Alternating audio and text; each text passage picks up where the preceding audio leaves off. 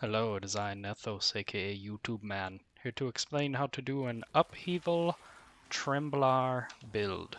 Pretty fun, satisfying build. You'll notice a lot of particles, a lot of explosions. Bang, boom, burr. Things die pretty quickly. And for tankier mobs, if we find any, you can always add in nice little earthquake. The most important thing for this build is, of course, Tremblor. It's in the name. You'll see here you get up to 6 stacks of Earth Shattering, and whenever you pop them all using Warcry as well, things generally tend to fall over. It's pretty satisfying overall, so I hope you enjoy it.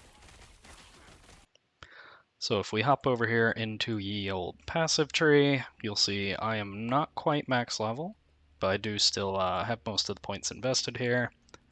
I also went for Stormblade early on, because that's a lot of damage, and you also need some mana regen, and thankfully Shaman has a way to deal with that in its passive tree now.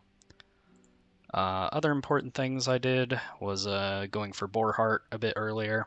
I'm starting to die a bit more than expected, so this definitely will give you a huge benefit, especially if you can unlock Boarheart earlier, because we do a lot of melee hits, so getting that to proc is pretty easy.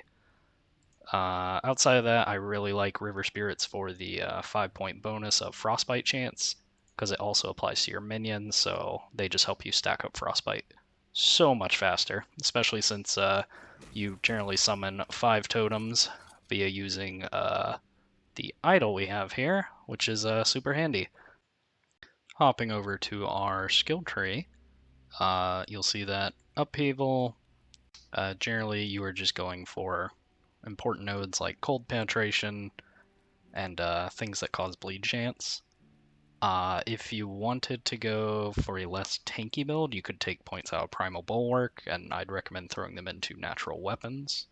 So that will give you additional bleed chance, assuming you are using the two-handed Frost Axe. And that is because Glacial Cascade will convert all that to Frostbite chance. And the primary purpose of Upheaval is just to apply Frostbite chance, since most of our damage comes out of this bad boy, which is Earthquake, and not specifically Earthquake, but it's Aftershocks. So you'll see we are heavily banking on the Aftershocks doing a lot of damage, especially using Shatterquake and Tremors and the damage over time, and all of it sort of just multiplicatively stacks on top of each other to do a pretty good bit of damage. Let's see, over on the Warcry side, the most important nodes are over here in this corner. I also like taking the extra attack speed because, you know, it feels great, obviously, to have more attack speed on this build. Lets you build up Frostbite stacks quicker using Upheaval. We also get a ton of crit chance between these two nodes, Battlecry Bringer of Winter, and our Spriggan over here running Aura of Retribution. It really just pumps up the build, especially because it allows you to get resets on Warcry. Outside of that, the very last thing is Thorn Totem. Realistically, the only reason you're taking Thorn Totem is for Grove Mind and the max level of totems. The reason you want to do that is so it interacts with some of your Shaman passives, because you're a Shaman, you're focused on totems and the spawning of them. So it allows you to do this without having it on your bar, which is a super nice quality of life. And yeah, that pretty much sums it up for the skill tree. Thanks for tuning in, guys. This has been Nethos, aka YouTube Man.